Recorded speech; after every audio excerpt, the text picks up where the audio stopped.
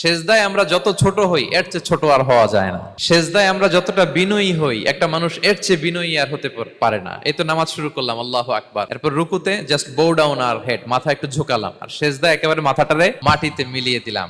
তার মানে আমি চলে গেলাম আসফালে। আসফাল মানে সবচেয়ে নিচে, আর সবচেয়ে নিচে যে আমি ঘোষণা দিলাম সুবহানা রাব্বিয়াল, মানে হে রব, আপনার প্রশংসা, আপনার পবিত্রতা, আপনি আলা।